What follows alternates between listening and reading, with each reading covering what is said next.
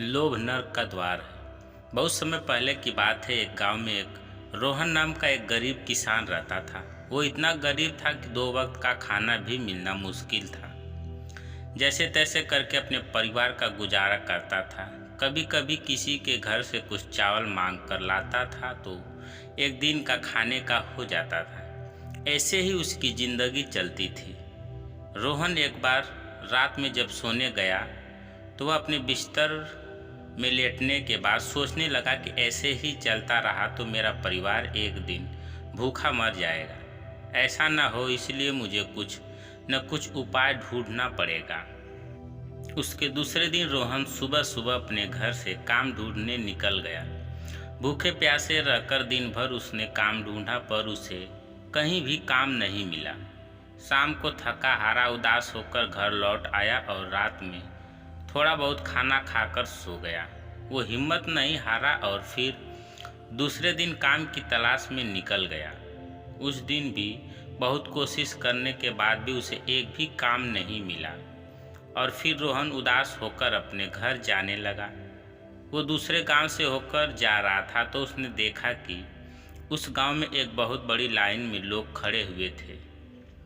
रोहन वहां पहुंचा तो देखा कि एक जमींदार गरीब और असहाय लोगों की मदद कर रहा था। किसी को घर की ज़रूरत थी तो घर दे रहा था, किसी को ज़मीन की ज़रूरत थी तो ज़मीन, और किसी को अनाज की ज़रूरत थी तो अनाज दे रहा था। ये सब देखकर उसके मन में लोभ आ गया और सोचा कि अगर मैं भी इस लाइन में खड़ा हो जाऊं तो मुझे भी कुछ न कुछ मिल ही जाएगा। और वह लाइन में लग गया। धीरे धीरे उसकी बारी आई। जमींदार उससे पूछा, अब तुम बताओ तुम्हें क्या चाहिए। रोहन हाथ जोड़कर बोला कि साहब, मुझे आप कुछ ज़मीन दे देंगे तो बड़ी मेहरबानी होगी। जमींदार बोला, ठीक है, तुम एक काम करो, कल सुबह से चलना शुरू करो और सूरज डूबने से पहले तुम उसी स्थान पर वापस आ जाओ जहाँ से चलना शुरू किए थे। उस घेरे में जितना भी ज़मीन आएगा वो सब तुम्हारा हो जाएगा।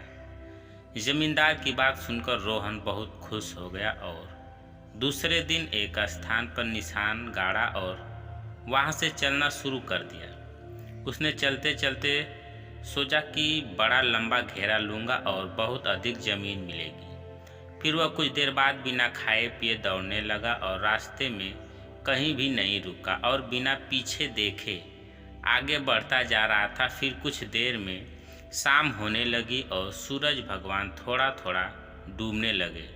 तब रोहन घबराने लगा और बोला, अरे मैं तो बहुत दूर चला आया हूँ। अब सूरज डूबने से पहले उस स्थान पर कैसे पहुँचूँगा जहाँ से चलना शुरू किया था, और वहाँ तक नहीं पहुँचा तो घेरा अधूरा रह जाएगा और मुझे कुछ भी नहीं मिलेगा।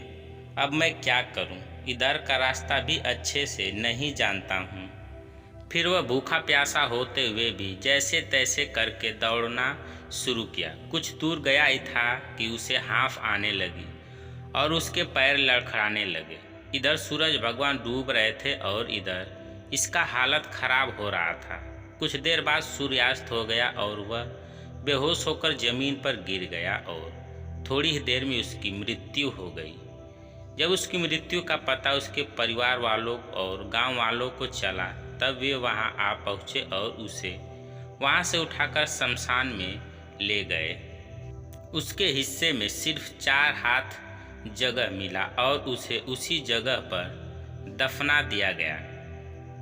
सारांश, हमें इस कहानी से यही सीख मिलती है कि हमें कभी भी लालच नहीं करनी चाहिए। जितना हमें मिला है उसी में खुश रहना चाहिए और मेहनत करना चाहिए। जो प्राप्त है वही पर्याप्त है। जिसका मन मस्त है उसके पास समस्त है। तो दोस्तों, कहानी कैसी लगी कमेंट करके अवश्य बताइएगा। अगर आप चैनल पर नए हैं तो चैनल को सब्सक्राइब करें। वीडियो को पूरा देखने के लिए धन्यवाद।